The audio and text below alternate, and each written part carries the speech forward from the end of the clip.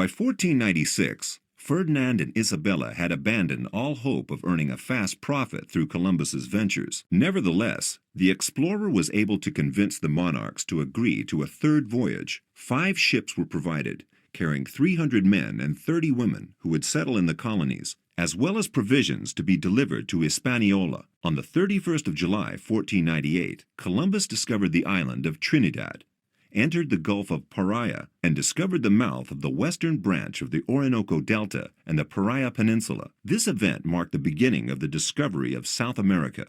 Entering the Caribbean, he approached the Araya Peninsula, discovered the island of Margarita on August the 15th, and reached Haiti on August 31st. But a heavy blow was awaiting Columbus at Hispaniola.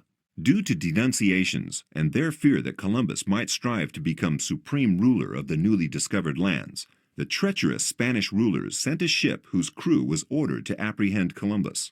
In 1500, the explorer was sent to Castile in shackles.